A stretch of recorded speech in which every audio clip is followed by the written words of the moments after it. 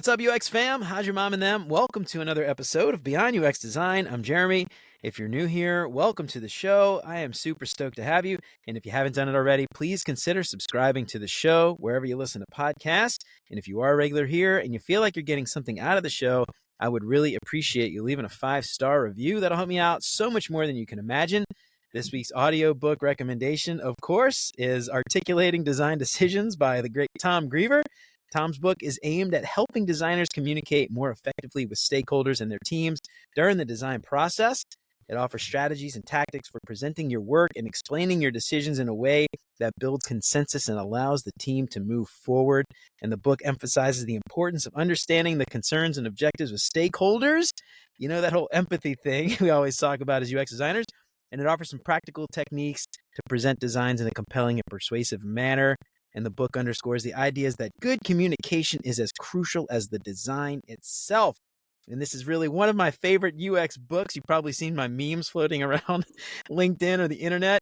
And I'm not just saying that because I've got Tom on the show today. So head on over to beyonduxdesign.com/audible trial to start your free trial. Download Articulating Design Decisions completely free and help support the show. And as always, thanks so much to Chris, Siraquan, Stacy, Radu, Megan, Andrew, John, Mark, and Kevin for all their support. And if you want to join those fine folks and help keep the show independent and ad-free, you can become a patron for as little as $3 a month. That's less than $1 an episode. And if you do that, you'll get some sweet, sweet perks for your support. And of course, if you think the show is worth sharing, then I would love it if you told some friends. So today I am excited and honored. I'm honored to have Tom Greever join the show. And if you've listened to this show or my other podcasts or follow me on LinkedIn for any amount of time, then you already know all about Tom. But he's been in the design industry for about 20 years now. He's worked at some really cool big name companies along with some other companies that you might have never heard of.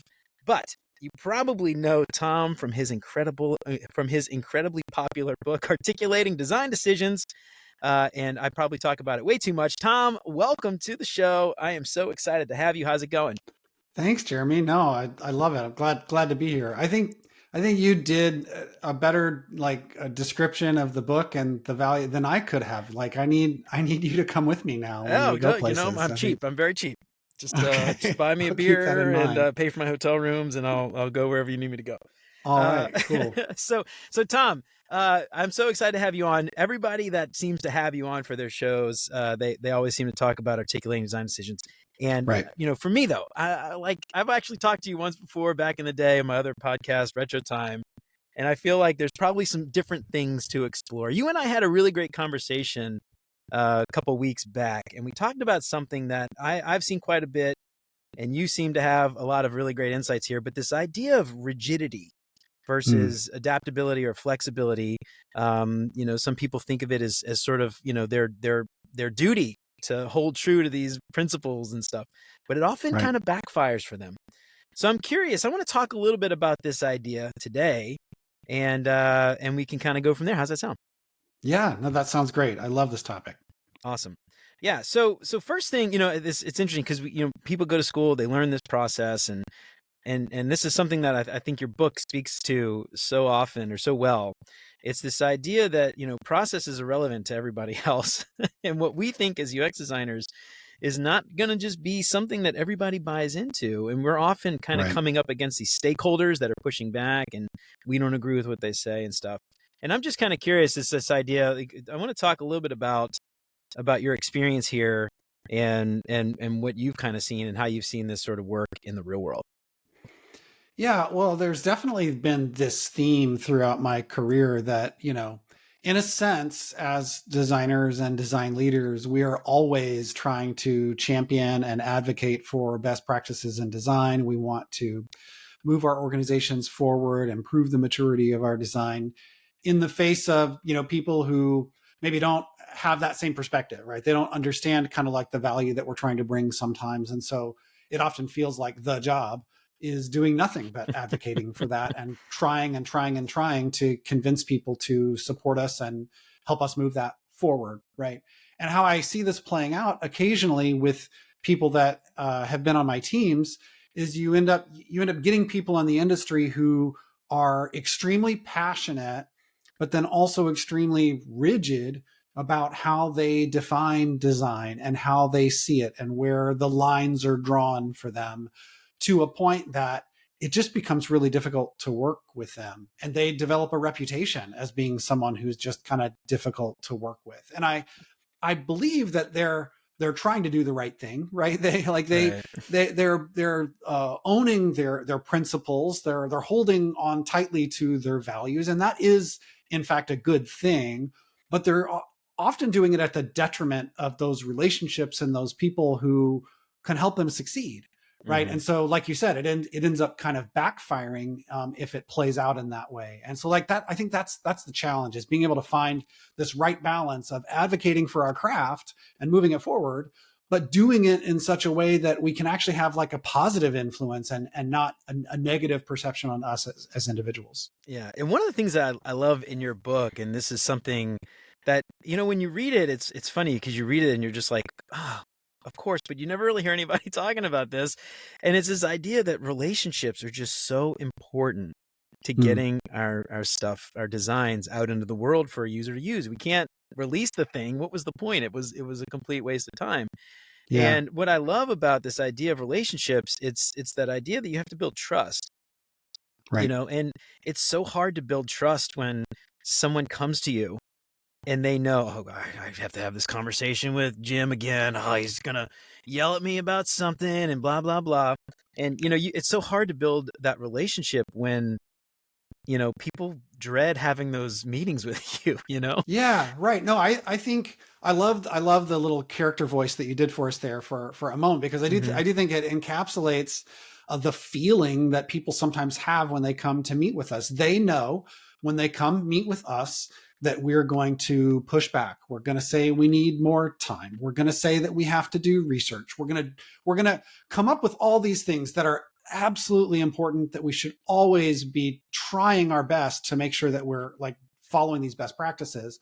But it can get exhausting for the other person when like I just need to make this change, right? Like I just need to be able to come to you and feel comfortable that we can have a reasonable conversation about what is happening this week in your design work, Right. without having to like take 3 steps back or 10 steps back every single time and pick apart the design process and say that it was all wrong, right? It is exhausting. I've actually heard that from people inside our organization who would come to me and be like, hey, I've been working with this designer on your team, but frankly, it's just exhausting, right? Like, and so Exhausting. That's like a it's not, and it's not that even that the relationship was bad, right? There wasn't, they weren't being rude, right? hmm. This designer wasn't like, disruptive or arrogant about the way that they communicated this stuff.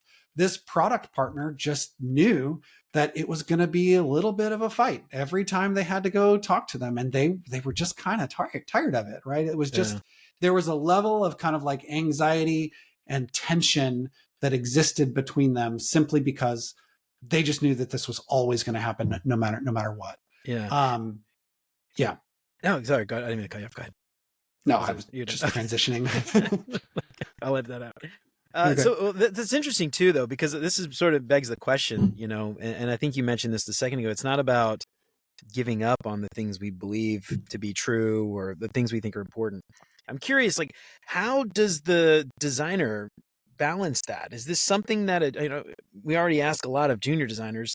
How could this is one more thing that seems like a daunting ask, I guess, for a junior designer. But even senior designers, I feel like, have a lot of problems with this. I'm curious from your perspective, is there some method or technique or some way that you've kind of said, I'll do this for a little while, and if I get pushed back, I'll go with the flow? Or is it something you just like, how do you decide which hill, sword to die on or hill to die on? Yeah, I mean, if we want to get real practical here, I think the first thing that I think of is like looking for patterns to identify, right? Mm, Like, so if someone in the business is coming to me and saying like, "Hey, we need to do X," and my first instinct is like, "Oh, well, that's fine, but we forgot to do A, B, and C before we do X." And I know from my UXy brain that like that's the right way to do things, and now all of a sudden I'm uncomfortable because they're not honoring what I believe to be important to do, right? hmm. So in that case, I may try to have at the beginning, a more casual conversation with them, right? About like, okay, sure, we can do X, but let's talk about what that looks like. I would really wish that we had done A, B, and C, and can we talk about how to do that better next time, right? That's fine. Like that, I think that happens. And so then I look for that pattern. If it happens again, all right, now we're starting to see a pattern. I'll talk to them about it again.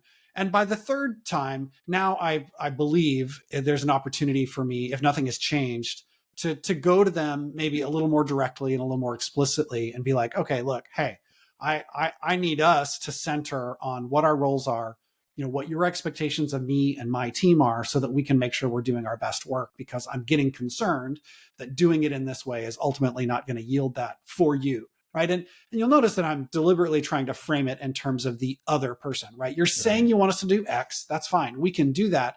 But you need to know you will get the best result from us, and you will get the best outputs and ultimately outcomes if we do it in this other way, following this process. So I'm trying to demonstrate what the value is to them in doing it that way, as opposed to coming off as like, well, I'll have you know, in designer land, it has to be done this way or we didn't do it right, right? Because that makes it about me. That makes it about me and my principles and what I think is important. And when you're talking about someone who, I mean, even if they have some measure of empathy for you, they may just simply not care about that stuff, right? And so what do you do? How do you influence someone who doesn't care about the same things that you do? Well, you have to find the things that they care about. You have to figure out how to frame it in a way that there is some benefit to them ultimately. Otherwise, they have no motivation. Right. And you mentioned something too that I think is something some teams do, obviously, but I feel like the teams I've been in, a lot of them, they haven't really established outcomes. Right. The outcome is shipping a feature for them mostly. But really, what's the ultimate outcome here? What are we building and why are we building it? And what do we hope to improve for the user, for the business, whatever it is? And it's interesting, too, because when you think about the outcome, does it matter how we get that outcome? If we got that outcome, did it matter that we didn't do it right, or quote unquote right? Or did it matter that we skipped a step, or we got to the end result that we were looking for? And it's hard often, I think, to determine what is worth fighting for if you don't know why you're doing it in the first place. Right. So you've used some interesting language there, and I've used it too already as well. But the word fight, right? Mm-hmm. And I try to be intentional about avoiding language that implies that this is a fight or a battle or a war, right? Like that there are winners and losers, right? Because that's not what we want either.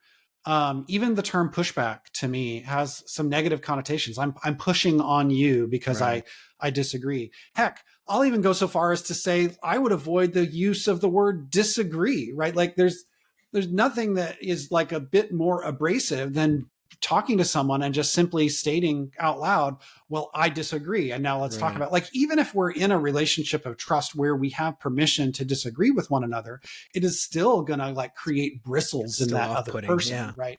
So it's funny. I actually got a message from someone recently who had read my book, and this person had spent a long time in the industry. They were clearly like in a leadership role. But what he told me was like, I completely disagree with the premise of your book. I've been fighting for design for 20 years. I have been, arguing with people about this problem. I have been, arm wrestling. I mean, think of every like kind of like tenuous like metaphor you can think of to describe these conversations and this relationship. And he was saying, you obviously don't fight for what's right. That was actually like the words that he said. You obviously don't fight for what's right. And this is fascinating to me because I'm sitting there reading this message and thinking to myself, like, I wonder if he can like hear what he's saying. Like if he could actually like look at the tone and approach that he's describing. He's telling me I've been fighting for years and have not been able to see success. I read your book, and your book appears to tell me that I should just roll over and do what everyone else says. And I disagree that that's going to work. And my first instinct is, well, has it been working for you so far? Like how has it gone with this approach where you always see it as a fight and pushing back and standing up for what's right? Like, it seems to me that you're asking the question because that hasn't been working for you. I'm telling you what I think an alternate approach is, and you're saying, no, you don't fight for what's right. And I guess I'm a lover, not a fighter. Okay. So like, I'm looking for that opportunity to turn what some people perceive into a fight into an opportunity to build better relationships and influence this outcome for good, instead of constantly creating tension between what some people would say are two different sides of an argument. I just simply don't see it that way. Yeah, I love that, that how you phrase that, because when you think about it, fighting, pushback, all these things, it implies two sides, people, an enemy. It applies someone that you're an antagonist. And when you think a lot about like psychology, in-group bias, out-group bias, things like that, what you're doing is you're creating an out-group. And you're saying, if you're not in my group, you're obviously out of my group, and you are the enemy, and I will fight you. And anything you say now, I'm going to automatically disagree with, because of these cognitive biases that we just have as humans. And when we talk like that, we're creating an other, and we have product team versus UX, or engineering versus UX, or stakeholders versus UX. And instead of thinking we're all on the same team, how do we move forward? And again, I think this is such an important thing that when you hear it, when you say it out loud, you're like, of course, but we never do it. We always tend to do the opposite. And I want to be clear on a couple of things here. First of all, I think that most people who experience this, even the person on my team that was becoming a challenge for his product partner, like, I think there's good intentions there, right? Like, I think people are trying to do the right things, but possibly in the wrong way. So that's kind of like the first thing. The second is that I don't intend to imply that we should just do whatever other people say, that we should allow them to kind of like take advantage of our desire to maintain good relationships, right? This isn't about maintaining the status quo, right? This is about moving our design practices forward, but in a way that is healthy and builds trust, and not in a way that creates tension and breaks down those conversations and relationships. Because when you're not doing it in a way that is healthy and contributing to the relationship, you're ultimately not going to succeed anyway. So there are relationships, I'll acknowledge, there are relationships where the environment is toxic, where people are manipulative, where we absolutely should not put up with bad behavior. That's not what I'm talking about here. Okay. What I'm talking about is, like, generally speaking, normal relationships of two people just working in an environment, and a designer who is so inflexible that they couldn't possibly move forward with an idea, concept, problem statement, design, unless they've checked every box and said that they did their design process right. That's what we're talking about, is demonstrating that there's enough flexibility in our process and our approach that we're not going to come across as being overly rigid and difficult to work with. I love it. Yeah. And so when I was asking that, so let me rephrase that last question then, in terms of more positive language. Yeah. Okay. Good. Okay. So when you have these principles, and you feel like you want to hold true to your principles, how do you determine when to stick to your guns? That's another thing. Here, let's try this again. There it is. Stick to your principles. There we go. I'll just say it that way. Stick to your principles and insist on following this method that you believe to be true, versus maybe being more pragmatic and going with the flow, for lack of a better term, to move the process forward. Right. Absolutely. So context matters a lot, doesn't it? So obviously, if we're in an environment where we know that we have the time and space to explore, right? We have a good relationship with our partners, and we know that they're open to hearing from us about what we want and what we need to accomplish. Or there's a particularly tricky space where we don't have the confidence that we have all the information and we need to do more work to get it, right? Those are the kinds of environments where it seems appropriate that we would be able to say, like, this is really important to our process. We run the risk of not getting the right outcome if we don't do these things in that way, right? That's one context. There's another context, right, where your company has just experienced layoffs and everyone is scrambling to try to figure out how to get stuff done now. And you've got a leader coming to you and being like, oh my gosh, Jeremy, I just need you to do the thing. Can you please do the thing? That's probably not the right time to stand up and be like, I'm not doing the thing unless I get to do this research over it, right? That's probably not like the right environment. Sometimes there is an urgency about it, right? Sometimes there is a really critical deadline for the business. Sometimes there's just simply other stuff going on in the background that we don't know about, right? And those are the times where you have to use your discernment to understand, like, is this a moment where I do that? Or does this context warrant me kind of like taking a hit perhaps to my pride, but doing that in service of the relationship and in the outputs and outcomes that my company expects of me right now. Now, obviously, I can't operate that way all the time, but there are times when we probably need to do that. Right. Yeah. One of the ways I kind of look at this too, and I've worked in some large organizations, 1,000 engineer org with a bunch of, hundreds of product owners and product managers and all these other people on the product side. And one of the things that the way I've approached this over time, because this has taken me a while. I was very regimented and principled back in the day, and it's taken me a while to get this, but to realize there are certain things that I can control, and there are certain things that I cannot control. And when it comes to, sticking to my principles, I'll ask myself, is this something I can actually control? Or am I just going to be bitter and pissed off after the decision is made, even though I had no way to influence it one way or another? Or is this something I can actually influence somebody? I do have some control and I can make a difference. And I think for me, that's sort of, where I'll look at this and say, is this worth standing up for what I believe to be correct? And again, assuming there's nothing unethical or illegal going on, but, is this something I think we should do? Can I control it? Is it going to get the outcome that we need? Is it worth fighting for? And will my, am I going to get a return on my time investment, my effort investment by doing that? That's kind of something that the way that I've kind of looked at it is, what can I control? And if I can't control it, just move on, just, go grab a coffee or a beer or something and just deal with it. Yeah. Well, I'm glad you mentioned the word control, because I think a lot of times this does come down to control for us, right? Mm-hmm. We want to have some measure of control over our processes, over how we do our work, over our own careers, right? That's natural, right? Mm-hmm. And we all can and should have a certain amount of agency to determine the kinds of things that we do, right?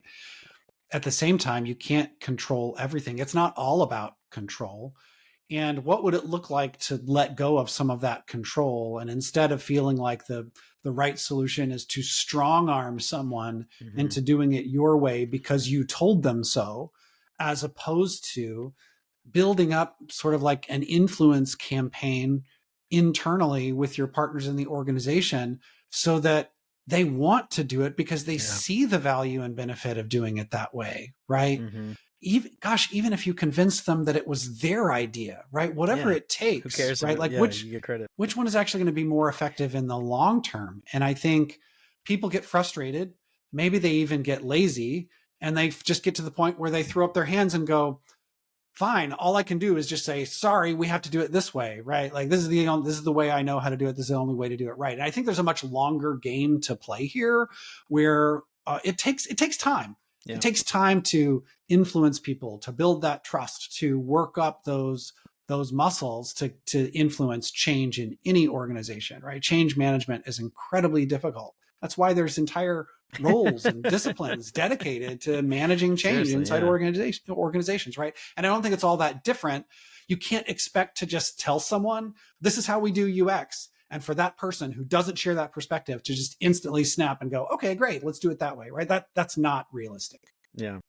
Now, one of the things I hear when I'm thinking about this this topic, one of the things that I'm kind of thinking in my head is this idea of followership. A couple episodes back, I had Dr. David Leitner come on, and he's an author. He's talks a lot about followership and all this stuff. And it was funny because on LinkedIn, I don't know, I talked about leadership behaviors or something. And one of the things was somebody tagged Dr. David Leitner and said, "Hey, Dr. D, check this out." And he replied, and he's like, "This sounds a lot like followership." And the first time I heard that word, I think I giggled a little bit. I was like, I thought it was a joke. I was like, followership? Come on, what the hell is followership?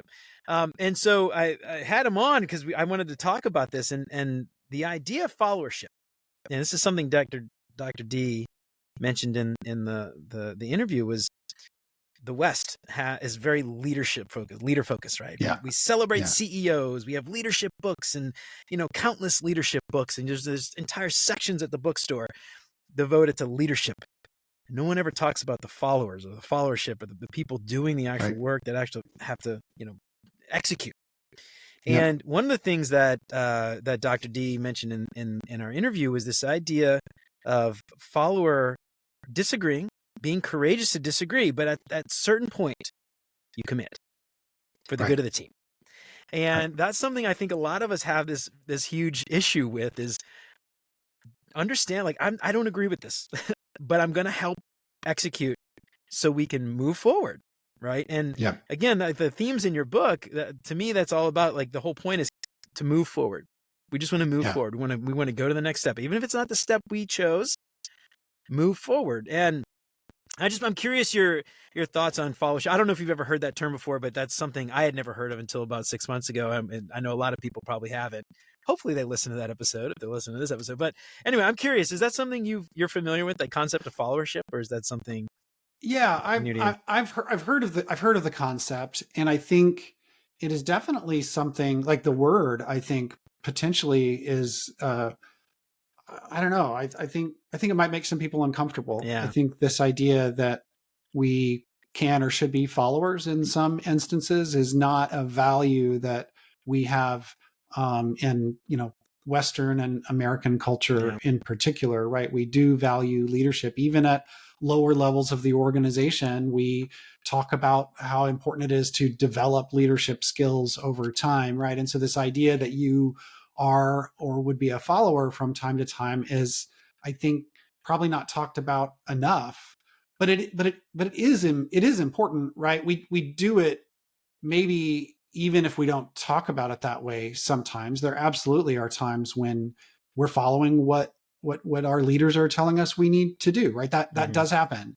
And I think we probably need to lean into that a little bit more from time to time. It's interesting. You mentioned this in the context of, like, the greater good, right? I think you do see these themes popping up now and then in, more like socio or even, like, political issues, right? Like that, like there are some things that, like, we're not going to agree on, but for the greater good, like, as a society, we should be making these decisions to move forward. And I don't want to steer the conversation towards, social or political spectrum, but I think, our work environments are a microcosm of, like, a larger social structure, right? And there is a sense where, in order to have an organization that moves forward, at some point, we have to commit to supporting one another to move forward. And sometimes that does mean that what we're doing is following someone else's lead, right? Like, if you work for someone else, if you take a job where you have a boss, which is the majority of people, you are deliberately putting yourself in a position of being a follower of that leader. Whether you like to call it that or not, that's the position that you're in. Now, maybe you have a great relationship with your boss, and that boss really values your opinion and your perspective and gives you lots of freedom and autonomy to do things in the way that makes you feel good. That's great. That's an awesome relationship to have. You're still a follower. At the end of the day, you ultimately have to follow the lead of that boss. And unless you go out and start your own company and you don't have a boss that you report to, all of us, and on some percentage of our day, we are following other people. And that's okay. I think we should be comfortable talking about that concept too. Yeah. And a lot of this too, like the following and understanding when to follow, when to step back and say, you know what? All right, I can't do anything about this. Let's just go with the flow. A lot of it has to do with one of the major themes of your book as well, which is this idea of empathy for your team, right? UX designers, we always talk about empathy for users, and very rarely does anyone say empathy for stakeholders, empathy for their boss, empathy for team members. But I feel like a lot of the themes that we're talking about, it's really built, your emotional intelligence here is built up over time because of the empathy that you've got for your team. Right. And I'm curious here, what are your thoughts there about that concept, empathy, building empathy for your team to allow you to be less rigid and more flexible? Well, Yeah, I think it's fundamentally the acknowledgement that, my job isn't all about me, right? Like Hmm. it's not about me and what I want and what I can get out of this, right? Checking off all those boxes to make sure I did my UX process right, making sure that I have something that I feel good about putting in my portfolio, right? Like Hmm. doing this so I can, if I think sometimes people have this idea that like, well, if I can really, you know, dig in and fight for this change and this process and make sure that we're doing UX right, that will help me, get visibility in the organization or get that promotion that I want, right? But that's a very that's a very selfishly centered perspective. And when you start to realize that there are other people who ultimately affect your ability to get those things as well, then it changes how you see yourself and your role. And it moves from one of being feeling like you need to be or are in control to one of like understanding how can you build relationships and influence, right? Yeah. And so I think that's probably the first step, is just kind of acknowledging that it's not really about you, right? Yeah. Yeah, well, it's interesting too because one of the things that it implies, it's not just about you, it's about everybody else. What is the rest of the team dealing with right now? What are they? Sure. What's going on? When we talked last time, you mentioned stuff about like with all the various things going on with COVID. There's layoffs everywhere, and people are obviously frustrated. They're trying to do stuff, maybe do work to build up their portfolio so they can get a job, but at the same time, their bosses are dealing with stuff. Stakeholders are dealing with stuff. Product teams are obviously dealing with stuff. And I'm just curious from your perspective as a leader, as a manager, someone who has direct reports that may be doing things like that. What type of advice do you have for those people, those junior, maybe senior individual contributors who are somewhat selfish? How do you get them to think about the bigger picture and understand that, there's more going on that they might actually not have any idea about? Yeah. Well, I think it's an important message to realize that your leaders always have stuff going on that you don't know about. And maybe it's just information you're not privy to because Hmm. the business has something going on in the background they're trying to deal with. Maybe you'll eventually find out about it. But like, and I often tell my team, like, if you're ever confused by the reaction from a leader, especially someone who to behave differently or generally support you, and now they're unsupportive, you can bet there's something else going on behind the scenes that is driving that. Mm. And I'll actually demonstrate this with two recent examples. Yeah, please do. Um, One was a guy who worked for me, and we had someone on the team who was going out on medical leave, and it was sort of unexpected. It was kind of last minute. We had some very real like deadlines that needed to be met. Like we couldn't let the product suffer, right? And at the time, because it was so on such short notice, I didn't have the ability to go out and hire someone else, even a contractor, to come in and help take this stuff across the finish line. So I approached someone on my team that was closest to this work and knew the most about it and was the best fit, in my opinion, to help out. Now, we were going to make some concessions, right? Like, okay, you can do less on this project over here, but because we need you to fill this gap over here. So it's not as though I was asking this person to, suddenly, be putting in 60 hours of work a week. That's not what I would ever expect to do. But I was asking for their help, right? And I was Hmm. under a lot of stress and pressure trying to figure this out. And this wasn't kind of like the only moving part for me. So I went to this guy and I presented, like, hey, like, here's what we need. Like this would be really helpful. I know, I even acknowledged, like, I know this is not ideal, right? I get that it's maybe going to feel a little bit like unfair, right? It's not going to be your favorite thing, but like, this is what I need. And he flat out said, no, he wasn't going to do it. Yeah. And the reasons were because he didn't like the way that project was run.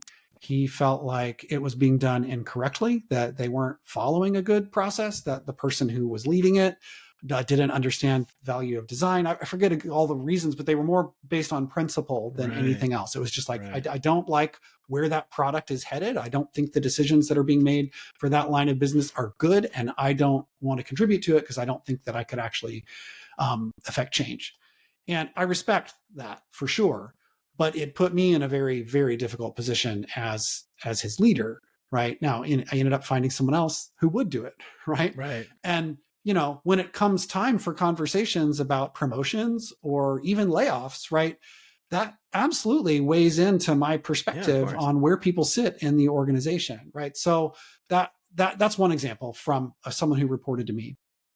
The other example that comes to mind is that I was looking at one of my bosses and something that I felt like with it, I identified a gap that I felt like they needed. And I kind of talked to him about it. And he was generally like, yeah, okay. And I wanted to kind of create some artifacts and center some strategy work around a particular part of the business. So I spent some time working on this. And then later, when I took it to him and shared it with him, he seemed kind of disinterested. Hmm. He seemed kind of like, okay, cool, like, thanks. Right. Like, it didn't exactly get the standing ovation that I was expecting. I mean, I was helping this guy do his job better. I was going above and beyond. I was spending extra time on something that wasn't being asked of me. I was doing something that probably should have been in his wheelhouse. Right. And then when I gave it to him, it was like he didn't care. Oh, wow. And I felt super frustrated and undervalued, right? Well, fast forward about 3 months, and he's resigning and Mm, presenting us with a new leader who will replace him in this meeting. And all of a sudden, it made sense to me, right? All of a yeah. sudden, I realized that at that time, when I was taking that to him, he was dealing with something totally different. And this was an executive in our company at the time, which meant like that he was already most certainly having conversations with the CEO and the Oh, board right. about Of his course. Yeah. departure, right? Yeah. There were all kinds of things going on in the background. I made it about me and what I wanted and how I was trying to like make a name for myself and like, create this vision for where we were headed and get all those kudos. And in the end, I wasn't astute enough to really understand that there were other things going on, right? Yeah.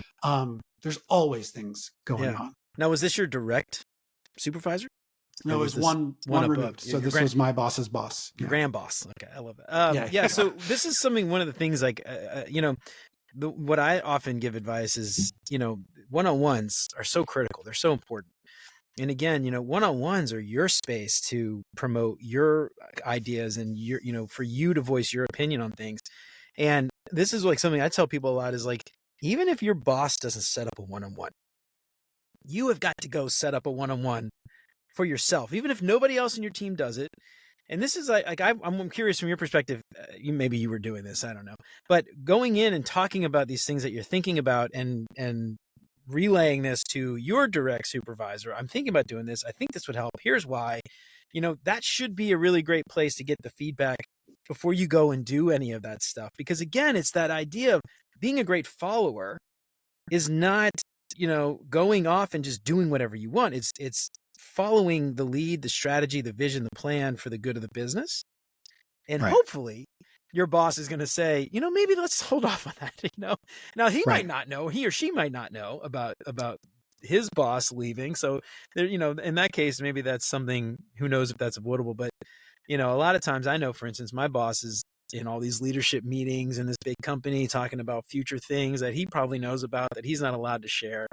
Right. And so in theory, maybe he can't say, maybe, you can't do that because this explicit reason. But I was like, let's focus on something else, maybe guiding that passion, or maybe is a better way to say it, guiding that passion towards something more valuable. You know what I mean? Right. I don't Well, know. okay. So Kind of yeah, interesting. in this particular case, I did talk to my direct leader about it, and they were generally supportive of it as well, Yeah, if so they not, probably didn't know. excited about Yeah. it, right? And encouraged me to do it because it was the right thing to do, right? Uh-huh. Like if you were to define the right approach to a problem and how as a business we should be thinking about it and what our strategy should be, this was absolutely by the playbook, the right things to do from a UX and product development standpoint.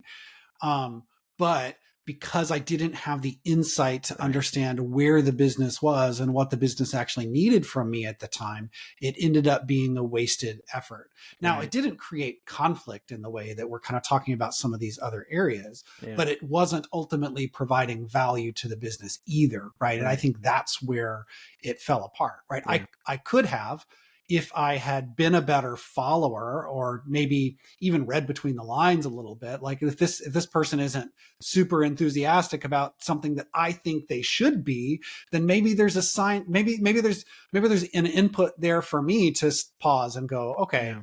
if he's not excited about it, then maybe I shouldn't be excited either, right? Yeah. Like, Yeah. and not that that should be the way you measure every conversation, but I think, but in retrospect, there definitely was data there for me that I did not process and allow to inform the decisions that I made.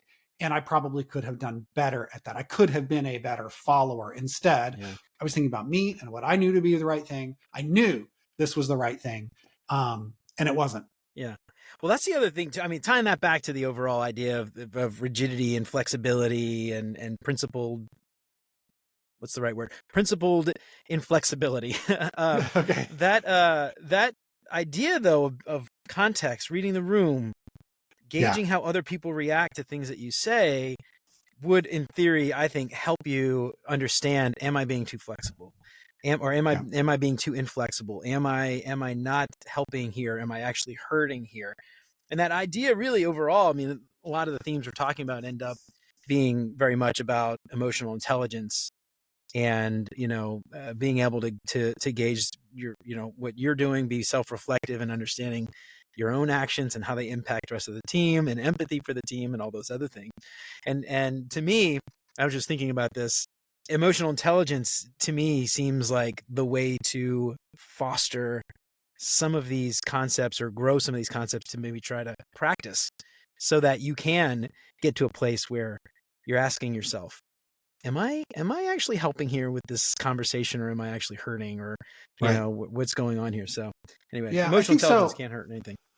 Absolutely. Well, and it's worth noting that, we're kind of talking about leadership and followership and being principled versus being flexible, as if these are opposite ends of a spectrum, or as if there's Mm, like some binary choice here. And I guess it's worth it's worth considering that both can exist simultaneously. yeah. That we should stand up for our principles and values, and we should make sure that we and our teams are doing good work that we know to be the right thing to do.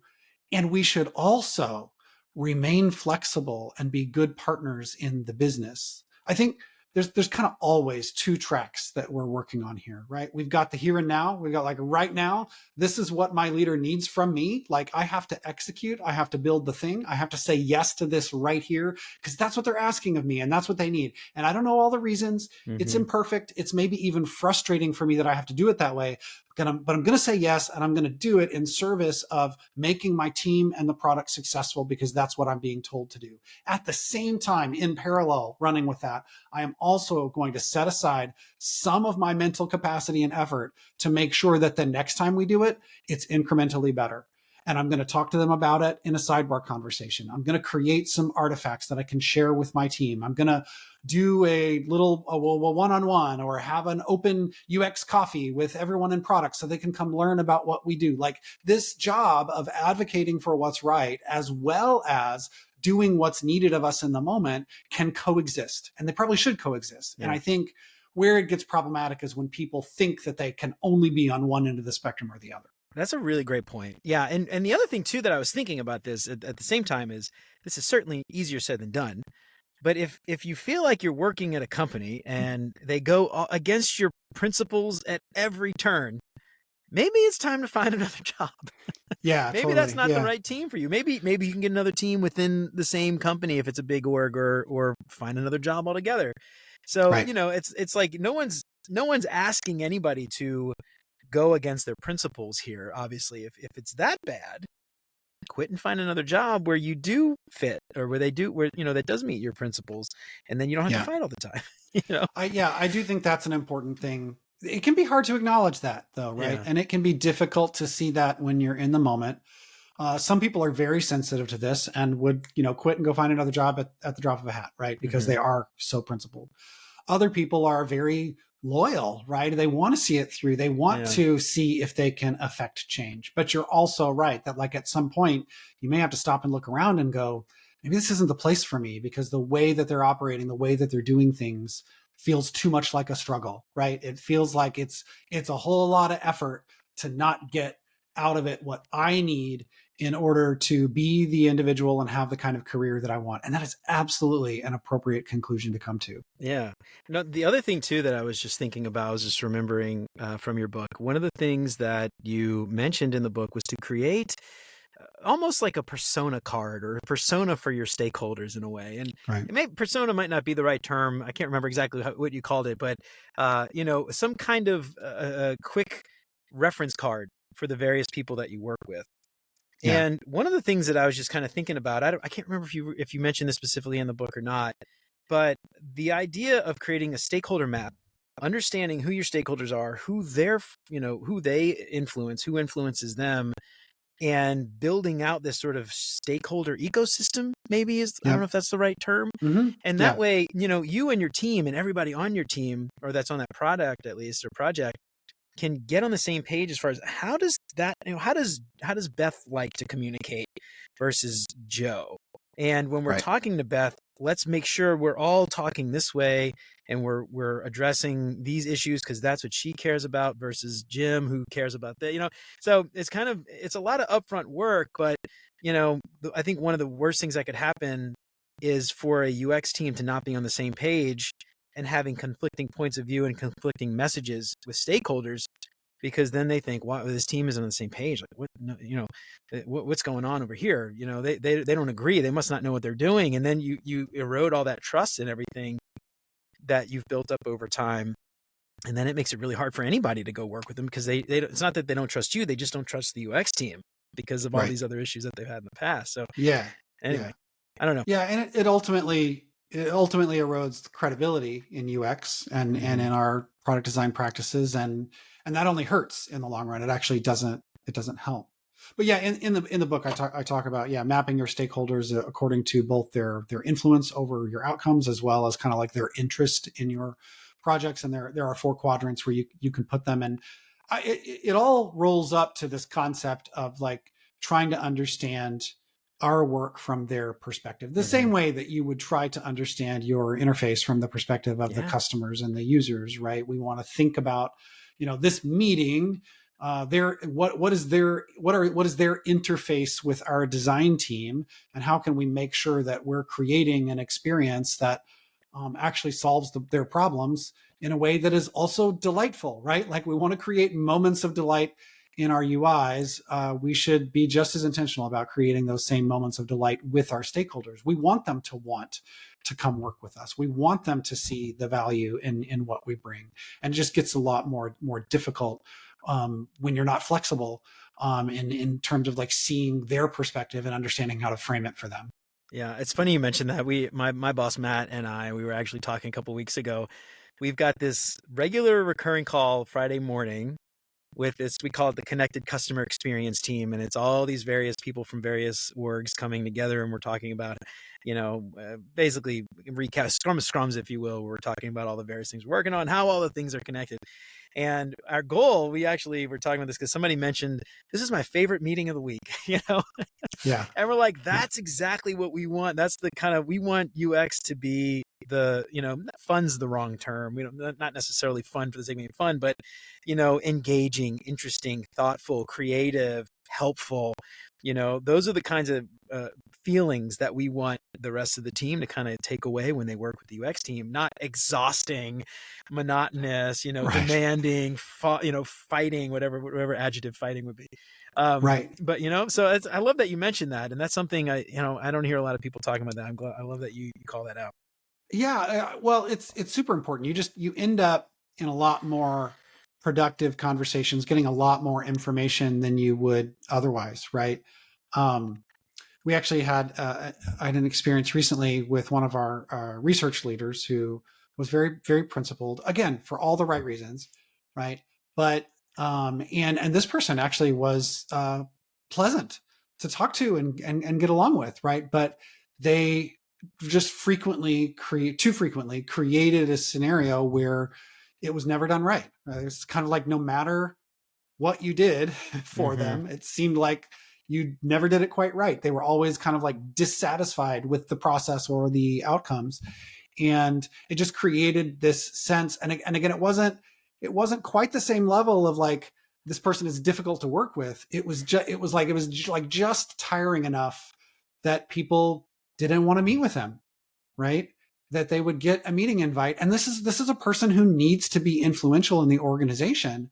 And it just got to the point where people were kind of like, I think I'd like to avoid this meeting if I could, or let's keep it short. Or can we delay that a week? Right. And it was difficult to really put a finger on what it was, but ultimately, yeah, it kind of had that level of tiredness for people that it wasn't energizing. Right. And so I think we need to look for more opportunities to create energy. If you see someone getting excited about something in your meeting, great. Like, how can we reproduce that in our next call? Like, why were they excited about that? Like, let's talk about this. What was exciting in that moment for them? And how can we make sure we create more moments of excitement for people? To your point, it's not just fun for the sake of fun, right? There's an actual outcome there, which is keeping people engaged and involved in conversations with us so that we can create better outcomes. And you can't do that if you don't have that level of energy and excitement. Yeah, I love it. What you need is a little NPS slip that you could pass around to everybody in the meeting. Would you recommend the UX team to a friend or colleague? Right, exactly. Scale of 1 to 10, and then then you get a bunch of metrics and improve. NPS. That's it. I'm doing it in my next meeting.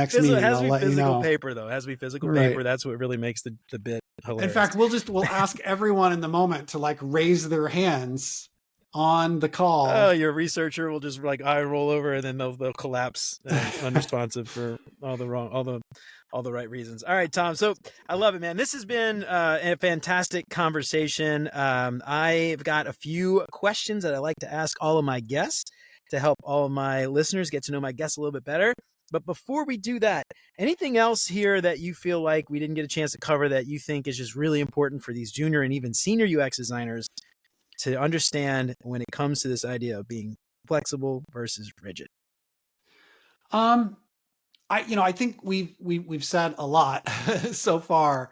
I think just being available, like just being open to the possibilities, is all that it takes, right? Like we've talked a lot about the different things you could do or how time consuming it might be to actually think through like the perspective of these stakeholders. And I guess I would never want anyone to be discouraged into thinking that this has to be a time consuming process. Literally just having a mindset that is open to wanting to help other people, and believing that if you can help make other people successful, then you'll be successful as a byproduct, right? Like just having that spirit and that attitude going in is sometimes all that it takes. So don't overthink it. Don't try to make it complicated. Just be open to where your leaders and other people in the organization want to take you. And you might be surprised at how actually healthy that can be and how much change you can actually affect when you have that approach. Absolutely. Yeah. And that social capital, that political capital just snowballs and it just builds up over time, and incremental changes end up, you look 5 years later and you're like, whoa, we did a lot. That's crazy. Yeah. So I love that. Awesome, Tom. All right. So like I said, I've got these questions I like to ask all my guests. 5 questions. You don't have to think too hard about it. First thing that comes to the top of your head, what is your favorite non-design book? Okay. The first thing that comes to mind for some reason is Brave New World by Aldous Huxley. Okay. That's one of those books that I read in high school. Yeah, it's a high school book. Yeah. Has just stuck with me my whole life. And I'm not entirely sure why, but I've read it several times since then, and I keep going back to it. And I think there's something about a book that was written in, I think it was written in like the 30s, right? There's something about a book written in the 30s that is projecting so far out into the future that as you see some of these same themes in our own society, like even today, it continues to fascinate me, right? Like being the type of person that Aldous Huxley must have been to have some sort of like almost prophetic perspective on world and society and where it was headed.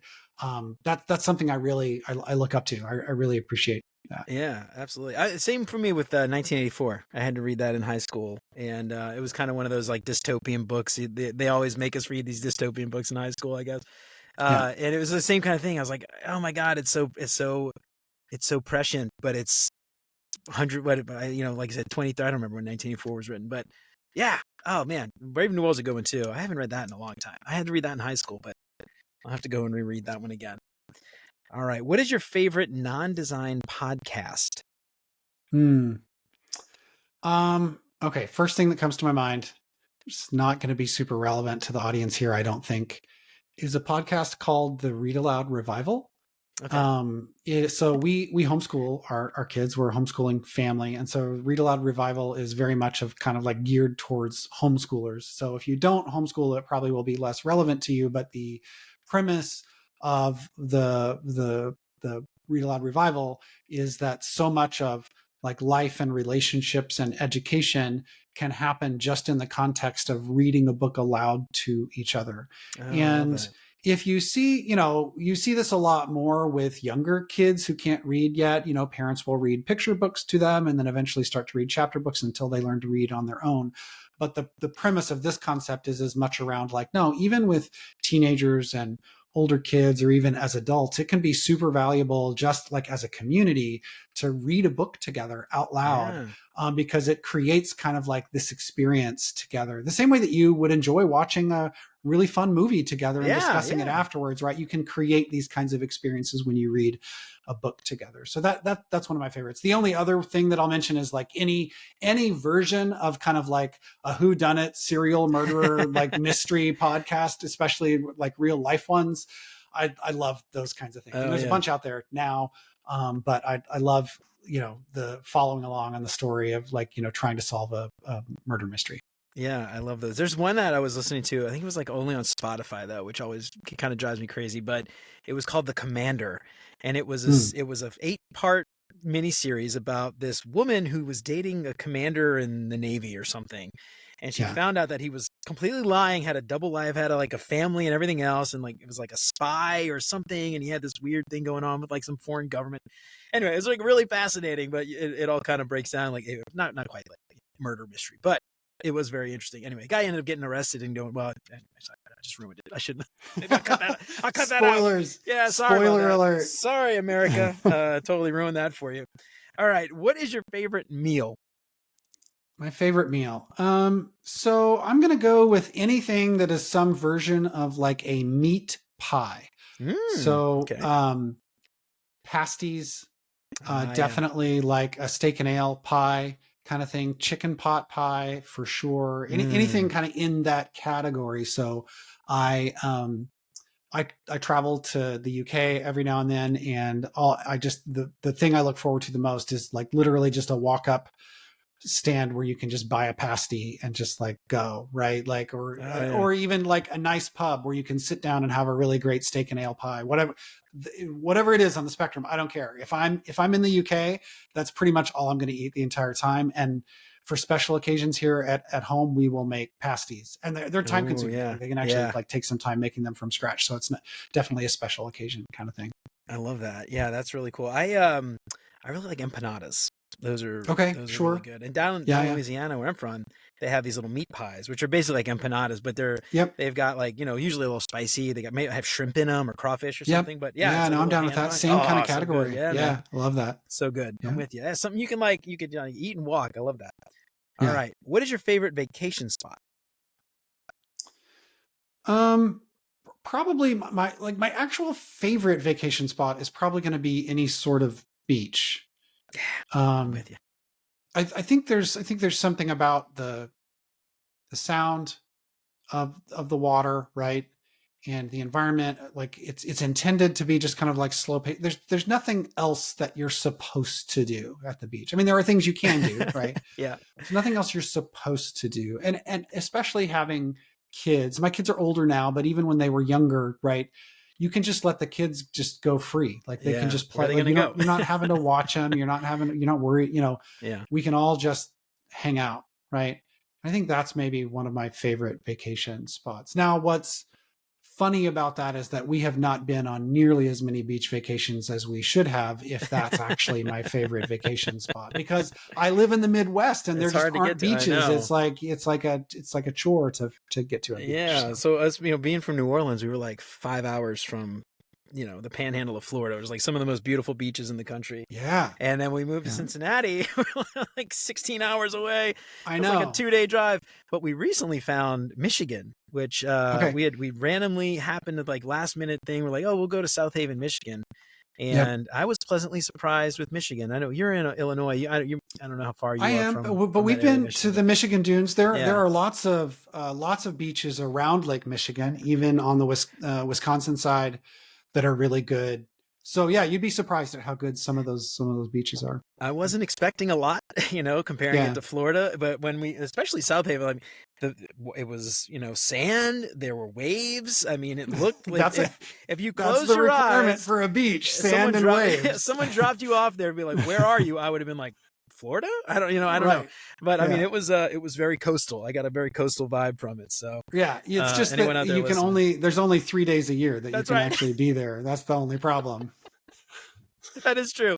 Yeah, it snows until August, and then it starts snowing again in October. So yeah, you only got a few days. I love that. All right, what is your favorite design tool that is not Figma? Okay, this might be controversial. I still, to this day, love Axure, and I don't know if there's any Axure fans out there or not. You are. Axure has, I can't get enough of Axure. In its day, especially like a long time ago, it was way ahead of all other tools that have come and gone since then, right? And Figma doesn't even have the features that Axure had 10 years ago, right? The way that you could create multiple states and panels and the interactivity that you could create, like you could build a really robust prototype that wasn't just basically a glorified PowerPoint. I mean, most prototypes nowadays, you click a link, it takes you to a different page, right? Now you could actually have dynamic data that you pulled in and make things change right there on the page. And you still can't really do that. Not as easily as you could in Figma or without, special plugins and other, third-party stuff. So. Figma, I guess I haven't really played with the new variable stuff and not variables, the dynamic content. And it gets there a little bit, but man, being able to type into a form field and have that data saved and passed to every other page in the prototype. Pull it from a spreadsheet. Oh, it's amazing. Right? I mean, it was so great. Yeah. You could do a totally robust prototype for usability study is amazing. I will say though, like my problem with Axure was I would try to recreate like every bit of functionality in the prototype, and I would just go down rabbit holes and spend wasted hours. They could be so complicated. You could make them so complex, and it would get to where your file just like can barely load because it's like loading all these. Yeah. Like at some point you have to decide for this interaction, we're going to duplicate it and make a new page and remove all those extra states. I definitely spent way more time. No, if I could take the interface of Figma with the functionality of Axure. That's what everyone always complained about the interface. And that's just because it doesn't look as cool. Like that's just about the UI, right? I will say for Axure, what I didn't like was when you had all these dynamic panels, they had different colors over them. So like you couldn't see what the interface it was hard to see where they were. So the layering concept wasn't really there. And it was like different color boxes and shade. And it just made it really hard to see the design of it for me, But anyway, I don't know. If it could streamline the interface like Figma and be web-based, that would be really cool. And then do all the other stuff. Although I've seen people do some cool stuff with like Framer and ProtoPie, but they're just not it's not as robust as Axure by any means. But anyway, I'm with you on Axure, man. I'm an Axure fan. All right, Tom, that is it for today. I don't have anything else. Before we get out of here, tell everybody one more time, where can we find you online? Where can we find your book? Anything else you want to plug? Anything else you got going on, conferences and stuff like that? Feel free to share. Let everybody know. Yeah, no, I'm pretty easy to find. I'm the only person with the name Tom Greever. So you can just Google my name and find me. But I'm active on LinkedIn. I have dormant accounts on Twitter and Instagram. And my website is tomgreever.com. And as far as the book goes, you can find that at Amazon. Amazon tends to be the best place to get it. It's probably cheaper there than anywhere else and has free shipping. So you can go buy the book if you want. There's an audiobook too for people who are more into audiobooks. It's on the audiobook is on Audible now. Now, you didn't do the narration on the audiobook, did you?